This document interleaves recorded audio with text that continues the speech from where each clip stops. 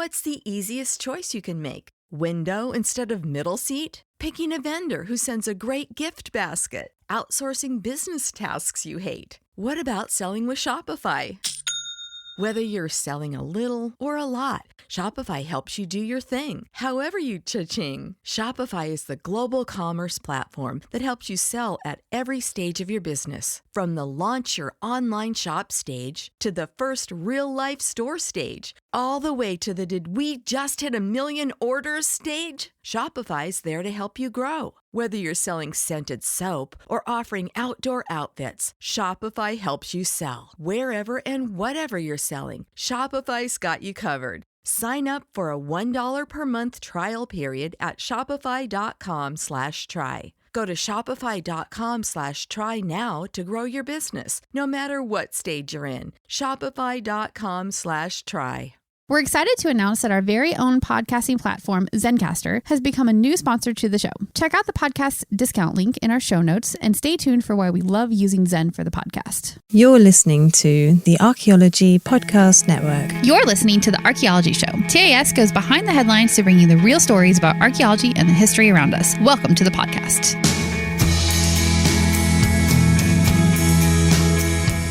Hello and welcome to the Archaeology Show, episode 121. On today's show, we talk about colonial Philadelphia, Gettysburg, and Scottish quernstones. Let's dig a little deeper and find that other half.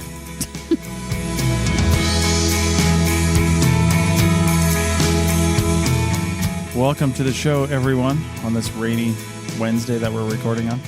Yeah, it's so rainy and we can hear it so loud on the roof of the RV. So it might be coming through the microphones. Who knows? Yeah, who knows? I mean, they basically point up. So yeah.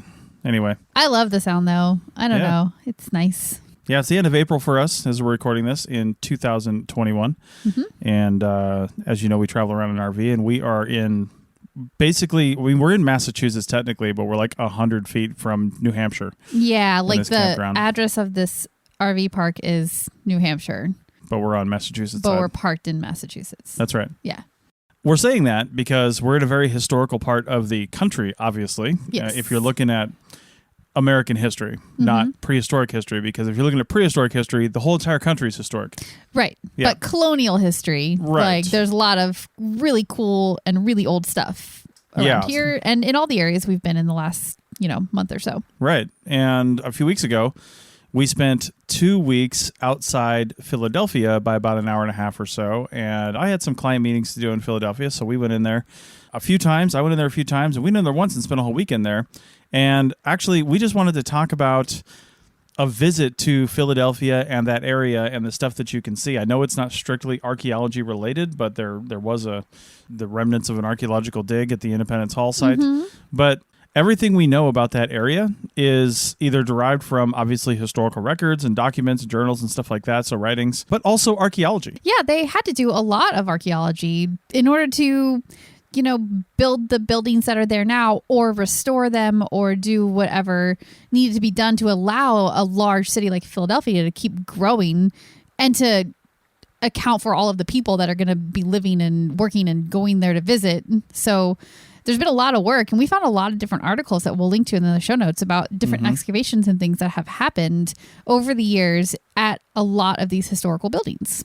Yeah, the cool thing is with it basically being a national park or national monument, I think it's national park, actually, the whole area. Well, because there's like 10 or 15 things in the same area. Yeah. And some are parks and some are monuments, and it's just like a whole mess of stuff. Right.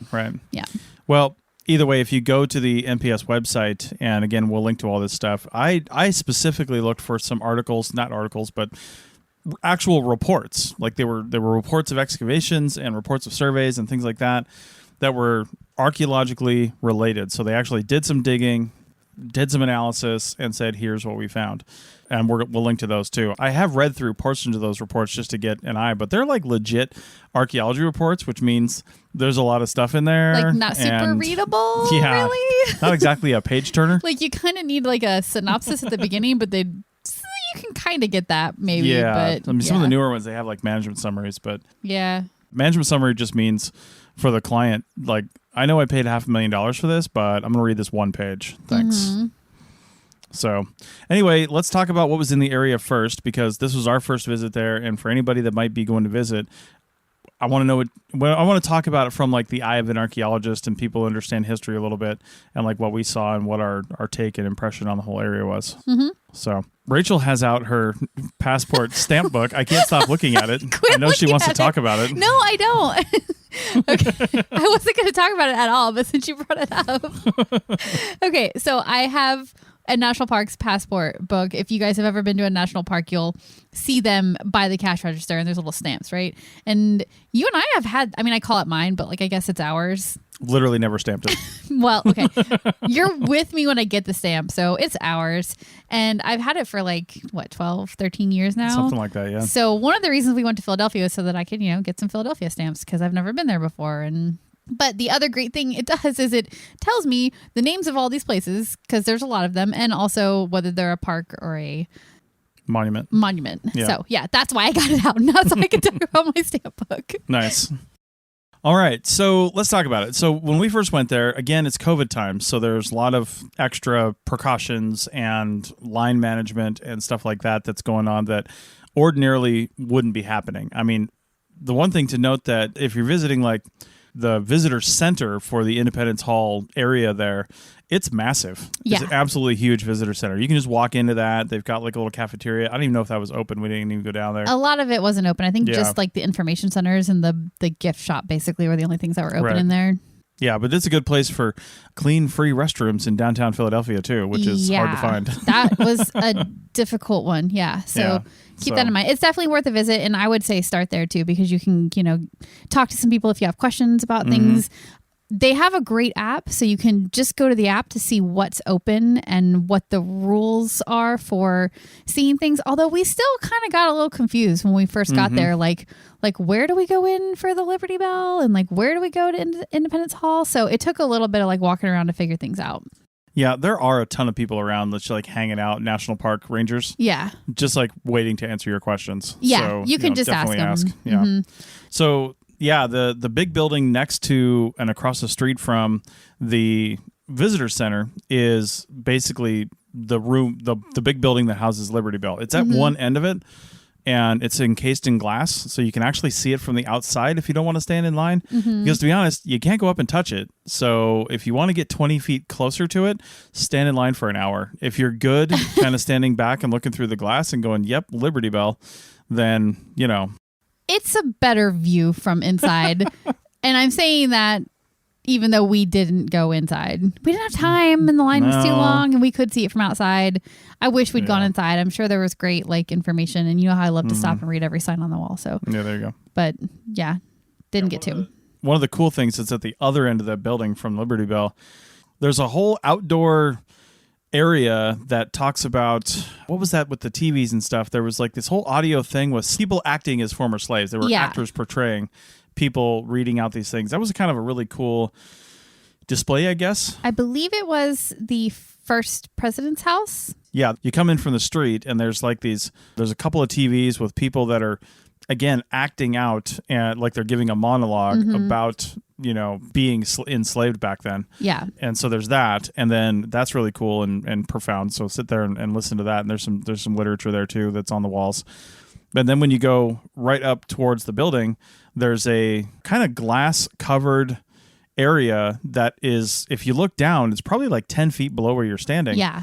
There are the foundations of, I think is exactly what they said, the first president's house, because the capital of the United States was in Philadelphia for 10, 15 years or something like that? 10 years, something like that. Yeah.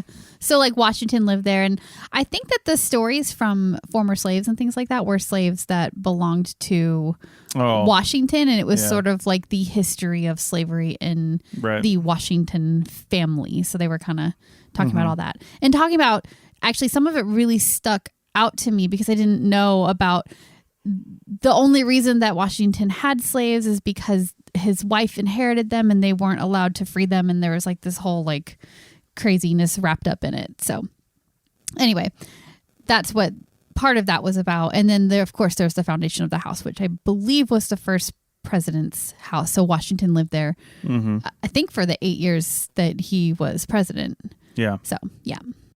So that was pretty cool. One thing that's really always interesting to me that you never, I don't know, for some reason you never really think about it with archaeology, but in order to find stuff, we have to dig, right? Yeah. I mean, in most cases, unless you're in the West where there's no just soil. there. Yeah, the soil either washes away or just doesn't develop fast enough. But in most cases, you got to dig. And those foundations that we saw that were dug, now, again, they're foundations, so they may have been a little deeper in the ground, but they weren't digging down like 9 feet to build a foundation back in the 1700s. So they were so far below the existing street level that it was kind of phenomenal that it was so far down. It's like that's how much buildup has happened. Now, that's not all soil development from trees and stuff, although that stuff does build up over time around us and we don't necessarily realize it. Like the place where you're living, if you're out on like a ranch, the place where your house is, you probably keep that clear, you keep the grass mowed, you keep the tree clippings down, you know, you might even water it. That washes away any like new soil. There's very little soil development going on right there, at least not in a place that you can actually see it. But the areas out that you're not touching, those are gradually getting deeper and deeper. Yeah. Just because that's the way soil works. And it's just interesting to me to see that. And in a place like Philadelphia, that's been a city for, 300 years, and our nation's capital at the beginning of it, where we're looking at this, I mean, they probably just had a lot of landfill, right? Like instead of mowing over something, they just cover it up with more dirt and build on top of it. Yeah. Yeah. I'm thinking that it's less natural deposition that caused it to be so low and more just the buildup of the city around it. Like you said, just continuing to add on. Like the roads, even today, like modern roads, they just pave right over the top of them half the time rather than digging down and doing a fresh road. So it's just kind of like that natural buildup of humans over time. Yeah. And that's what I was saying. It's kind of a combination of let's just fill it in and start over and natural buildup over time, through soil. Because I know there was one point when we were walking, the streets of Philadelphia are garbage. I mean, they're actual garbage. I feel like you should start singing. I know, right? Isn't that a song? Yeah. But they're really bad in almost universally everywhere. And there's like big pieces of concrete pulling up. We were in New York City last week and it's the same thing. Yeah. Right? It's just cities. It's hard to maintain that. Hard to maintain. But it's a little scary. Like in New York, I remember seeing just like, you see like a pothole sometimes and it's just like an abyss below it. Like there's a huge opening. I don't know what's happening when cars drive over that. But I remember seeing one in Philadelphia between like Washington Square and the Independence Hall, that park where it's at. I remember I think I commented to you when we were walking, I could see red underneath there, like cobblestone. Oh, yeah. Like red cobblestone under a couple layers of asphalt, which was kind of neat. A little sad that they didn't just like, I don't know what they would have done, pull it up and save it. I guess not. Asphalt over it. Yeah, what can you do, right? Yeah. They got to have roads that cars can drive on. But yeah. So, but it is really cool to see that kind of layering in an old city. Right. So there's a lot of cool spaces that you can just hang out in the park right there that's in front of Independence Hall and next to the Liberty Bell and the Visitor Center.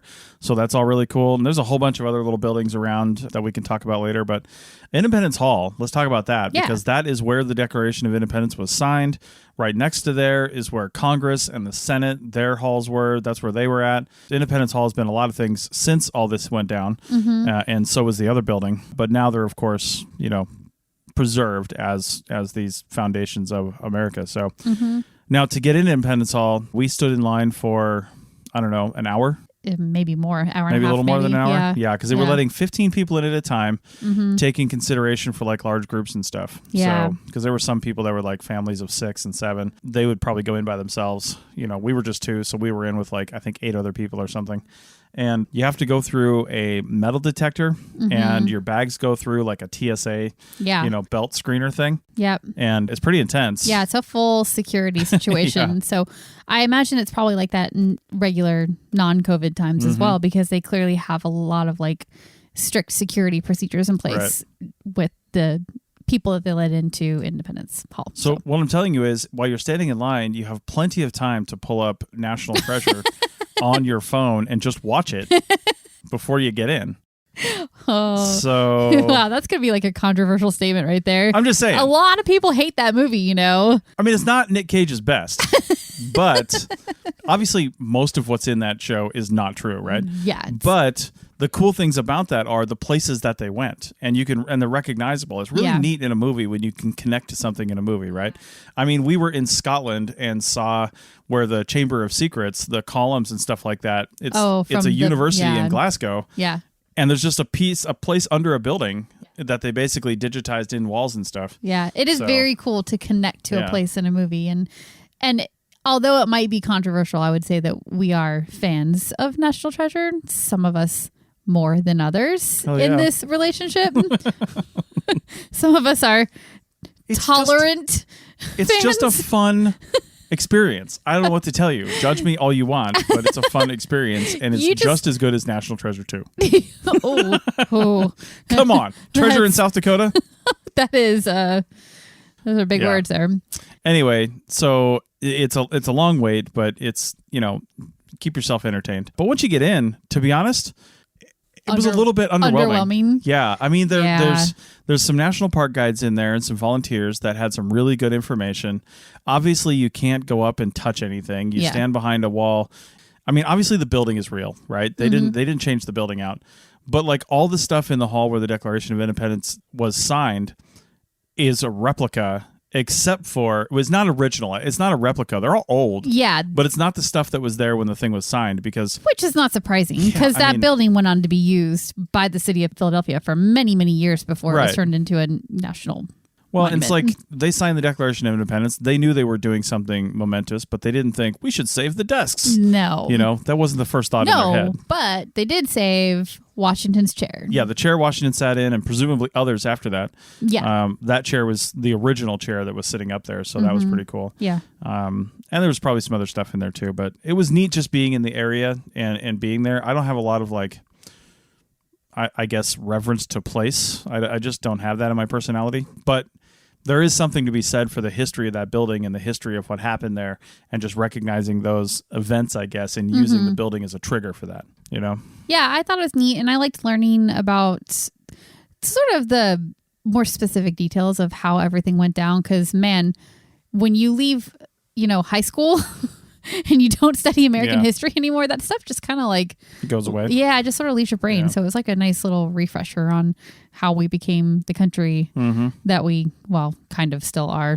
Right. We veered a little bit from those days, I think, but anyway, different conversation. Well, I don't know if we did or not, because one thing I wanted to mention, well, you know what? Let's take a break, and then when we come back on the other side, we'll continue talking about this, because we got a lot more to say. We also visited Gettysburg, which was interesting, so we'll talk about that on the other side. Back in a minute. Chris Webster here for the Archaeology Podcast Network. We strive for high-quality interviews and content so you can find information on any topic in archaeology from around the world. One way we do that is by recording interviews with our hosts and guests located in many parts of the world all at once. We do that through the use of Zencastr. That's Zencastr. Zencastr allows us to record high-quality audio with no stress on the guest. Just send them a link to click on, and that's it. Zencastr does the rest. They even do automatic transcriptions. Check out the link in the show notes for 30% off your first 3 months, or go to zencastr.com and use the code TAS. Is your vehicle stopping like it should? Does it squeal or grind when you brake? Don't miss out on summer brake deals at O'Reilly Auto Parts. O'Reilly Auto Parts. Introducing Zaxby's new chicken finger tacos. One with pico and creamy chipotle ranch, and the other with bacon and avocado ranch. Chicken expert since 1990. Taco expert since now. Woo, saucy! Zaxby's. Welcome back to the Archaeology Show, episode 121, the America edition. The Colonial America edition? I guess. I don't know. Yeah. But, America wasn't really a thing. I mean, I guess it was, but the United States of America wasn't a thing before the history that we're talking about. Well, it all happened there at that time. Exactly. So anyway, Independence Hall, one of the cool things that I saw there, and I actually put this up on my own, I think, Instagram or Facebook page, one of the two.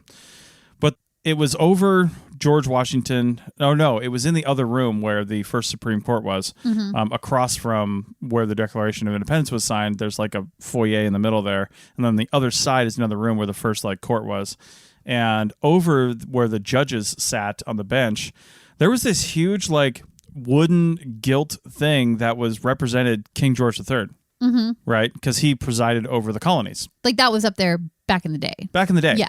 Yeah. And when they signed the Declaration of Independence, that was there. It was sitting up over there. When they had the first reading of the Declaration to a massive crowd gathered behind Independence Hall where we were waiting to get in, the crowd was put into such a fervor over national pride, what became national pride of let's create the United States, down with the king, down with England, down with all that stuff. They rushed into the building, ripped the thing off the wall, and burned it. Yep. And now what's sitting in its place is the crest of the state of Pennsylvania.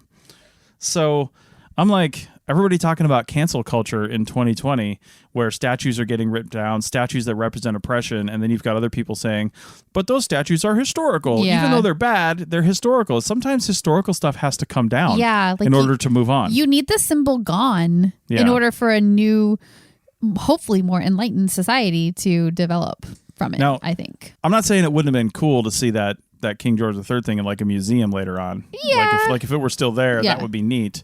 But I also appreciate them burning it in the street. Right. Yeah. Yeah.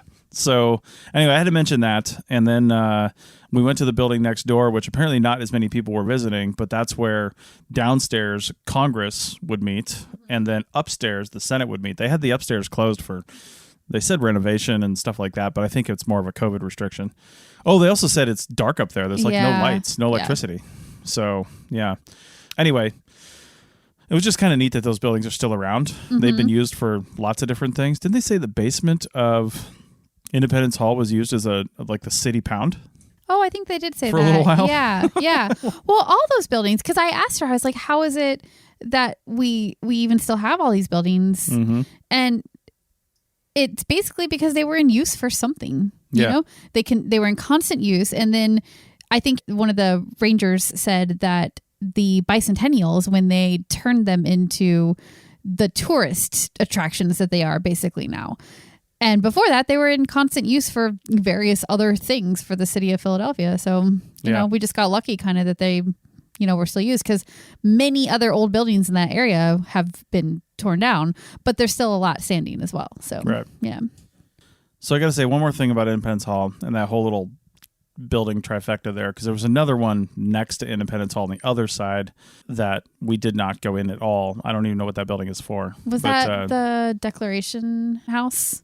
I don't know what it was. Yeah, there's a bunch of close us. So we got kind of like the abridged Philadelphia visit, because many of these places were closed. Like, was that building next to it? Because we saw the outside of it. Was that the rest of the American Philosophical Society? I think it was. Maybe. I don't know. I don't remember. Anyway, I've got a whole like bunch of stamps here from places that we didn't actually go to because they were all closed. The point is, in National Treasure, when our boy Nick jumps out a window on the second floor of some building to run across the roof of basically Independence Hall, taking roof tiles with his feet. When he runs across the roof to get to a wall that apparently the sun pointed to at a certain time of day, as indicated by a clock on a $100 bill, the clock on Independence Hall, he scratched out a brick that had fake mortar in it that contained the glasses that Benjamin Franklin invented behind the wall there. I know I'm not looking at notes at all.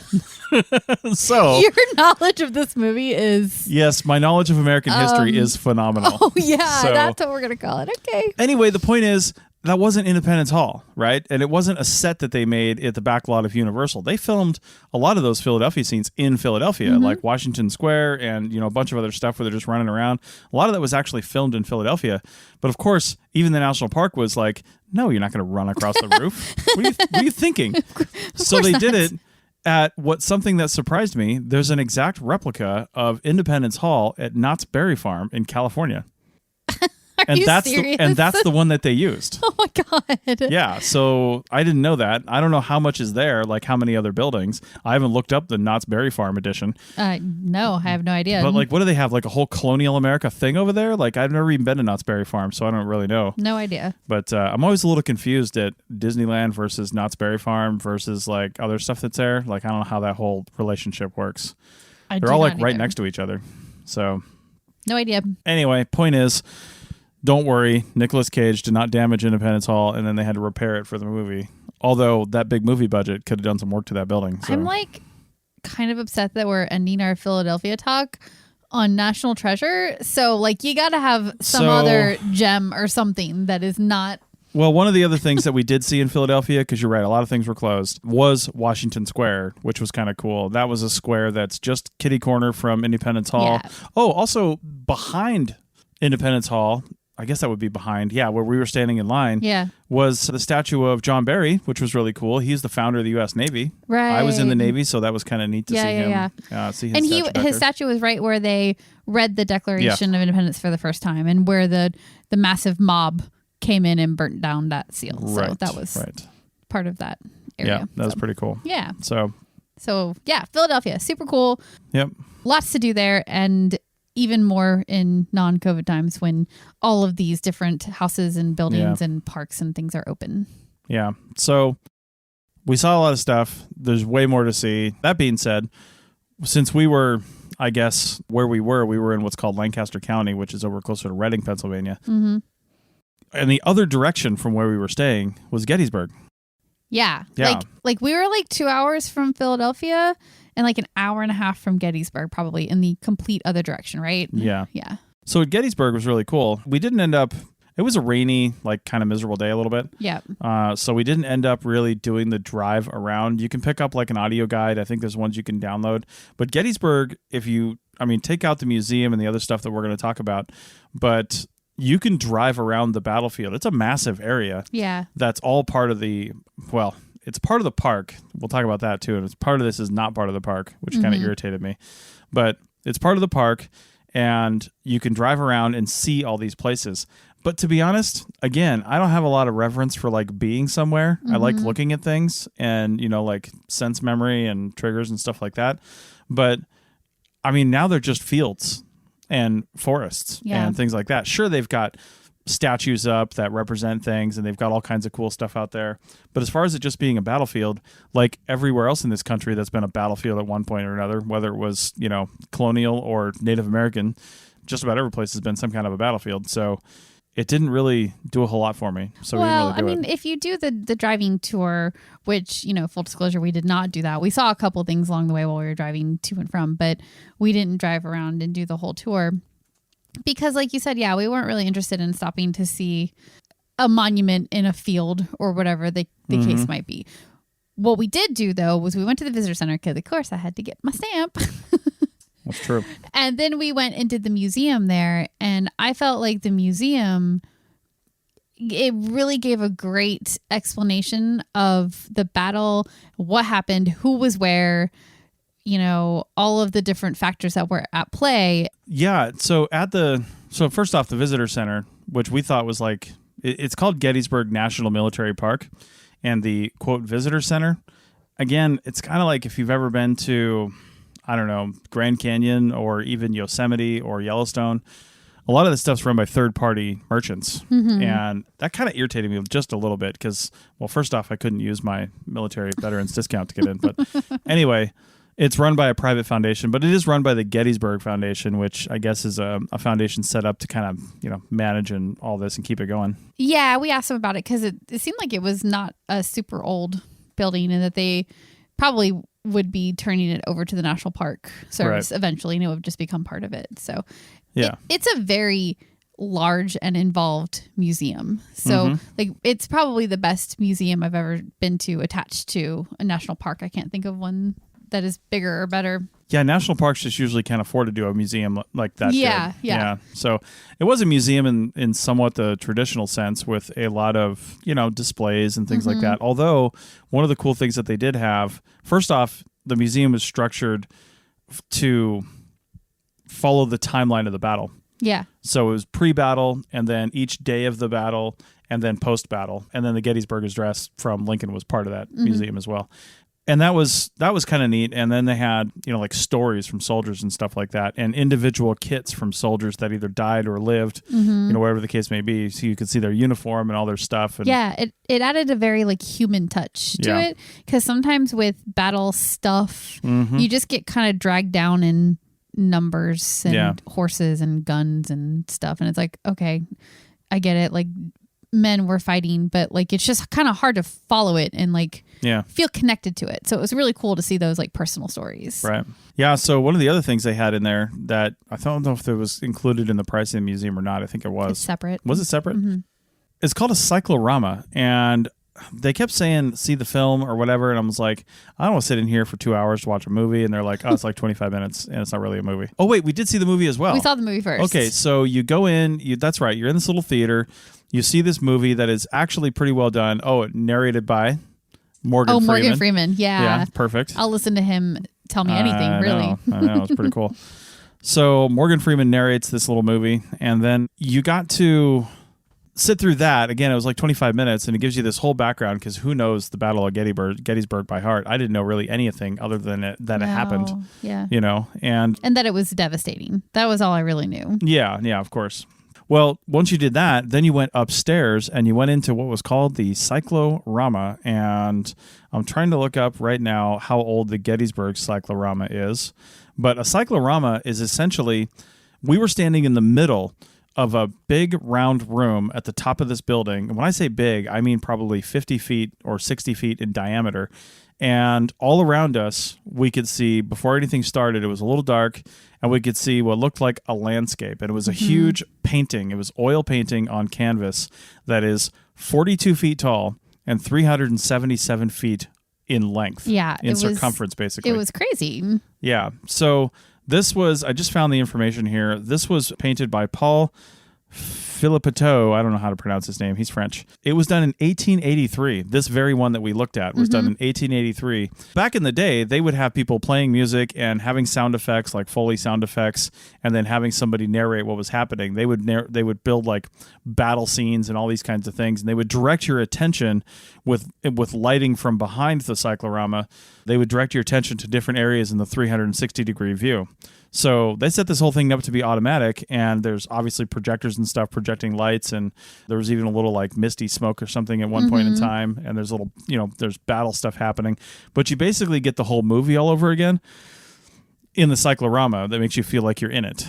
Yeah, like the battle took place kind of not totally centered around this hill, but this one particular hill was like the main stronghold spot that the Union Army was at, and your view is sort of from that hill overlooking Gettysburg in one direction and then the farmland in the other directions. And you like they start with having the sunrise, on the first day, so it like lit up slowly, and then you're seeing and hearing like battle movements, or you're not seeing them because it's just a painting, but like you're hearing things and they're narrating the story, and there's like explosions, and anyway, it was just really cool. And you kind of did like, that you're looking at a painting and a set, because there's like a whole set down in front of the painting. Yeah. That's what you're looking at, but it does this amazing job of like putting you in that moment with just the explosions and everything that were happening, the sounds. Yeah. So it was very cool.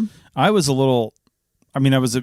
at first shocked at what we were seeing, because I didn't know what to expect when they said cyclorama. I literally had no idea what it was. Yeah, I had zero idea. I was like, okay, cool. And I didn't look it up before we got up there, because we went straight in and watched the movie and then went up and did the cyclorama thing. But when we were waiting for it to start, and I think a little bit during it, I was actually looking it up, and I was like, once I got over the initial shock of what the room looked like, because that's very unique, then I was like, all right, so this is just like a painting or something? Like it's picture, like it's just a static image? I had no idea that it was a 140-year-old painting, like oil painting, with a set built in front of it. Like you would have a road that was a dirt road with like a vehicle on it below you, below like the ledge you're standing on, like a real road and vehicle that lead into the painted road on the painting. So it was a physical set that led into the painting that made it look seamless. And of course, the sky was integrated with a fake sky as well. And I don't know, just knowing how old that was and what they're able to do with it and how they're able to tell a story with it back as far as the late 1700s was just awesome. 1800s. Yeah, well, this one was 1800s, but that's right. The first one was built in 1797, I think. Oh, very cool. Yeah, where is it? 1787 was the very first one that was ever put together. It's like the lowest budget movie you can. Although maybe I'm not sure if it was low budget because of all the painting. Yeah. Well, lowest tech movie anyway. The first one was a panoramic view from Carlton Hill in central Edinburgh, Scotland. and it was opened in Edinburgh in 1787. So Very cool. there you go. Anyway, that was pretty neat. So we did that. Then we did the museum and learned a lot of stuff. So I think from an archaeological / history standpoint, almost all the things in the museum were either pulled from the battlefield post-battle. They had problems with looters. They had to post signs and stuff saying, don't take stuff off this. It's federal property. Yeah, like don't take the guns from fallen soldiers and stuff like people that. taking guns. Yeah, because unfortunately, I mean, it was a huge battle and there was a lot of, like, we went through the whole thing and learned about the battle and everything. But for me, the thing that was the most, not shocking, but almost just interesting was the aftermath and cleaning up, basically, like a battle. Oh, tens of thousands of bodies. Yes, not just the bodies though, but like the churned up fields and the destroyed houses and all these people, these residents of Gettysburg. It took them a generation to get their city back to not what it was before, but back to a functioning community. So they apparently cleaned it up because after that we went and had beers and a Gettysburger. We did. So yes, we did. And then we went next door and bought wine from the local winery. That's right. So support the local economy. Yeah. Yeah, like they're doing okay now for sure. It's got the downtown area itself is super cute. Very cute. Like very old school. I feel like every town in that, like, I don't know if it counts as New England there or not, but like every town in that area of the country is like, it's organized that way with like a circle in the middle and a roundabout and then all these cute little shops and things. So yeah, it was pretty neat. Yeah. So highly recommend going to all those places. Gettysburg is quite a ways away from Philadelphia. Yeah. If you're going to do both in a day, you probably can't. But if you're going to do both in a weekend or a few days, you probably can. So we just happen to be staying at a campground between the two. So.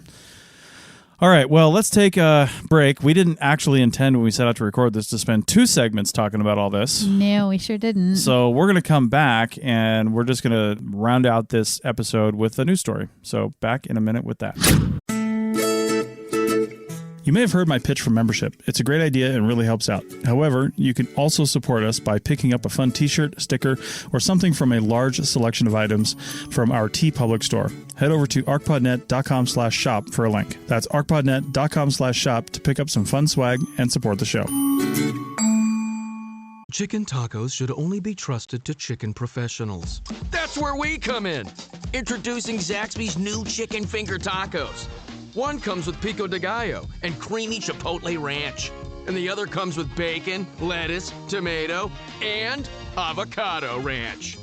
Chicken experts since 1990. Chicken taco experts since now. Order yours today in the Zax Rewards app. Woo, saucy! Zaxby's. Introducing Zaxby's new chicken finger tacos. One with pico and creamy chipotle ranch, and the other with bacon and avocado ranch. Chicken experts since 1990. Taco experts since now. Woo, saucy! Zaxby's. Welcome back to the Archaeology Show, episode 121. And as promised, we're going to talk about one news article that we didn't intend to even talk about a news article, but I saw this in the news today and thought it would be kind of fun to talk about. So, Neolithic grindstone plowed up in Orkney. Now, normally I would call that a grinding stone away. Yeah, or groundstone. Or groundstone, but it's actually not. Grindstone actually makes sense when you understand what kind of stone it is. Oh. So anyway, let's talk about this real quick. So we'll have a link for it in the show notes. It says it gives you evidence of flour production more than 5,000 years ago in Orkney, and that's in Scotland. And it's a huge prehistoric quernstone, Quernstone. Now, that word was not familiar to me. Yeah. We had to look up how to pronounce it. It's Right. not a word you hear in our country often. Well, here's the cool thing is this was found after plowing in a field or during plowing. They probably brought it up actually with the plow. Yeah, it's huge. Yeah, it measures 34 inches by 23 inches by 18 inches thick and is estimated to weigh 440 pounds. So big. Yeah. So now, and beneath it were pieces of Neolithic pottery, kind of a telltale right there. Yeah. So anyway, it was spotted by a gentleman named Chris G. or Gee, G-E-E, it's probably Gee, of the University of the Highlands and Islands, which I think That's amazing. The University of the Highlands and Islands. We've literally had this exact conversation because we've talked about these guys before. They do a lot of archaeological work in Scotland. But sometimes you can't wait for archaeology to come to you, right? Like nobody's going to knock on your door and say, archaeology. So this guy, since 2014, he has walked fields in the area that he probably lives in or works in after spring plowing. Now, when they plow in the spring after a nice, hard, cold winter, more than likely they don't get to planting for a little while, right? They've got a lot to plow, so they're doing that. So he spends the time walking through these plowed fields, just seeing what the plow turned up. There's a lot of stuff in the plow zone because people have been plowing here for years, decades, centuries. Yeah, and you're not going to stop them from plowing, that's for sure. So. No. But you might as well be there to see what it kicks up. So it kicked up this stone, and in fact, you can see marks from the plow right on the stone in the picture in the article here. So that's pretty much it. They would hope to find charcoal underneath the stone, and they can radiocarbon date it to give at least an accurate age of the charcoal. Yeah. I don't know about the stone, but the stone, again, weighs 440 pounds. You're not going to move one of these too much. But knowing what a cornstone is, at least one of them was moved. Because here's the thing.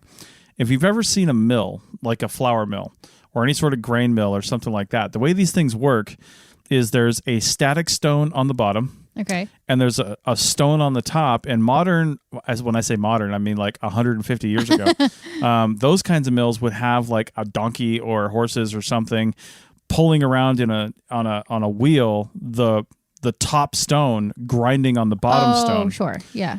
Well, this is a smaller version of that. And it was done by hand.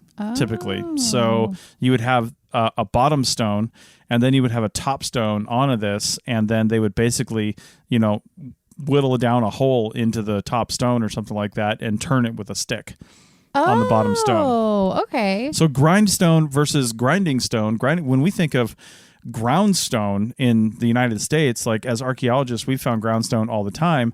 That typically just means stone that's been ground. Yeah. Now, groundstone, a lot of times here, has two pieces to it. You've got the metate, which is the flat piece that you would set your grain on or whatever you're trying to grind up. Right.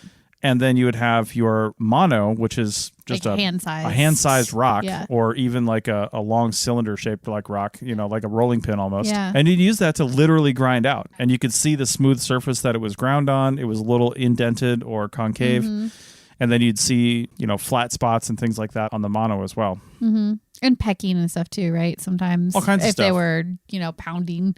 I'll tell you what, if I'm sitting there grinding for a long time, like we had to grind out some coffee beans with a wine bottle the first weekend we were here in the RV. Yeah, we forgot ground coffee. And we didn't have a rolling pin. Yeah. And we didn't go to the river and find rocks. It was a situation. Yeah. But I'll tell you what, I definitely pulled that towel up and like smashed him with the wine bottle a few times. Oh, for sure. Yeah. Got it started with that. Right. That cup of coffee took some effort. But you do what you got to do. Yeah. So get your coffee fix. So the pecking, like on the end of a mono, you could imagine somebody was just like, "Damn you grains," and just like kind of pounding them in. Yep. Now, obviously, with this, they couldn't have done that. And the question I have though is, where's the other half? Is it just didn't get pulled up by the plow? Yeah. Because they're not excavating here. Is it still buried? Is it somewhere nearby? Has it been? This isn't the first year this field's been plowed. Did they pull this thing up 10 years ago? Yeah, or 50 years ago. I mean, they could have been separated a long time ago, and the just churning over time has. Yeah, totally.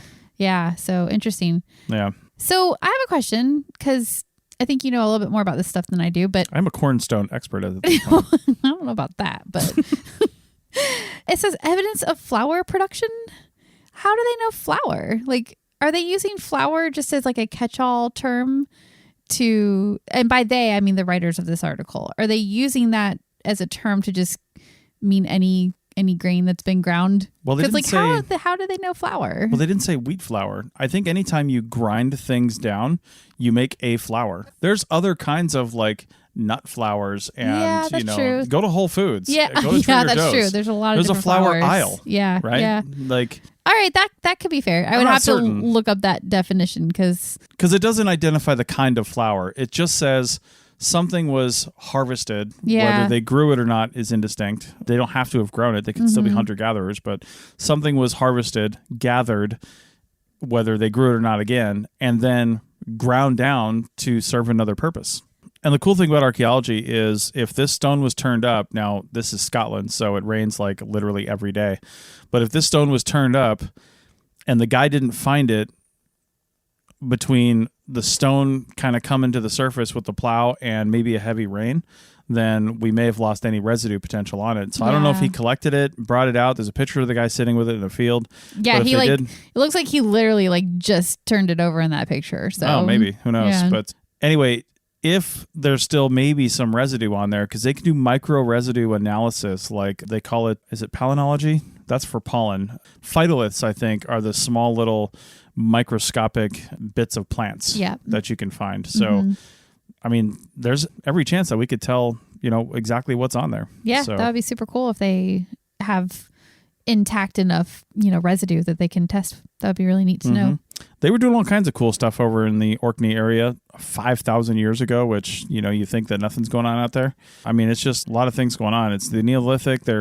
They said in this article written recently, a couple days ago, they said last week, so last week is, second or third week of April 2021, they found a potter's fingerprint on a 5,000-year-old piece of broken ceramic in the same area. Yeah, and I actually kind of skimmed through that story too because I was super interested in it because that is coming from either the same site or a very similar site to the one that we talked about a couple episodes back, quite a few episodes back, where they found the first impression of fabric, or not first, but the oldest impression of fabric on a sherd. So I was very excited about that, obviously, given my fabric and making of things background.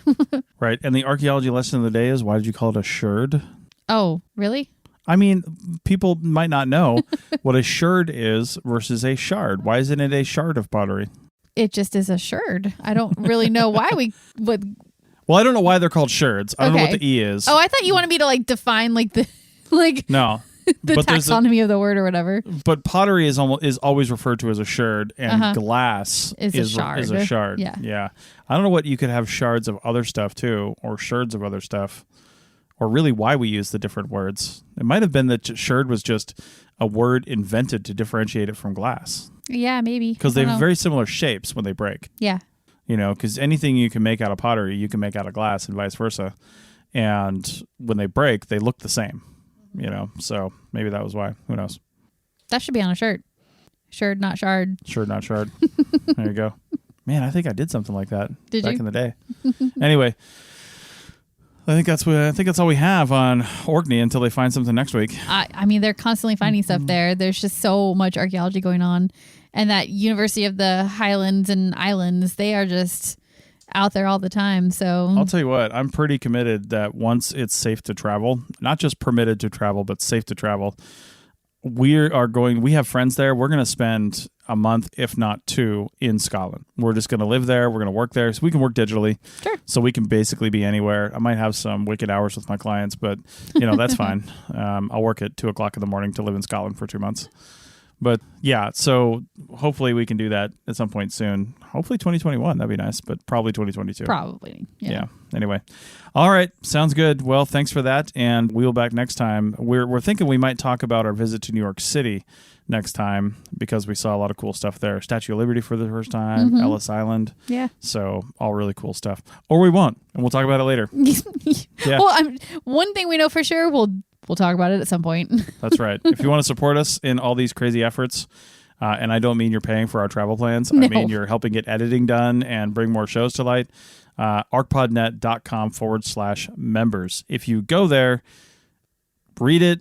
If you accidentally hit the login sign up button when you go to arcpodnet.com, it will not tell you what your membership is for. It will charge you for it, though. But if you want to know what it's for, go to arcpodnet.com/members to read about our plans.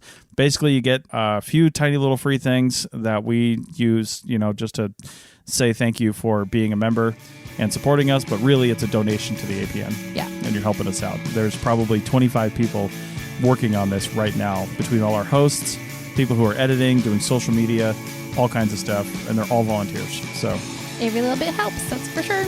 All right. Thanks a lot. We'll see you next week. Bye-bye.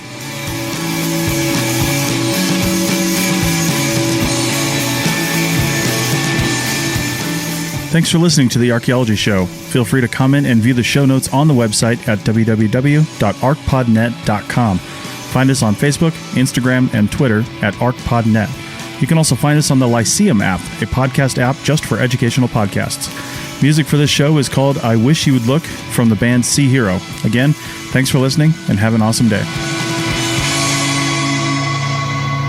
This episode was produced by Chris Webster from his RV Traveling America, Tristan Boyle in Scotland, and the Archaeology Podcast Network, and was edited by Rachel Roden. This has been a presentation of the Archaeology Podcast Network. Visit us on the web for show notes and other podcasts at www.archpodnet.com. Contact us at chris@archaeologypodcastnetwork.com. Thanks again for listening to this episode and for supporting the Archaeology Podcast Network. If you want these shows to keep going, consider becoming a member for just $7.99 US a month. That's cheaper than a venti quad eggnog latte. Go to archpodnet.com/members for more info. Chicken tacos should only be trusted to chicken professionals. That's where we come in. Introducing Zaxby's new chicken finger tacos. One comes with pico de gallo and creamy chipotle ranch. And the other comes with bacon, lettuce, tomato, and avocado ranch. Chicken experts since 1990. Chicken taco experts since now. Order yours today in the Zax Rewards app. Woo, saucy! Zaxby's. Introducing Zaxby's new chicken finger tacos. One with pico and creamy chipotle ranch, and the other with bacon and avocado ranch. Chicken experts since 1990. Taco experts since now. Woo, saucy! Zaxby's.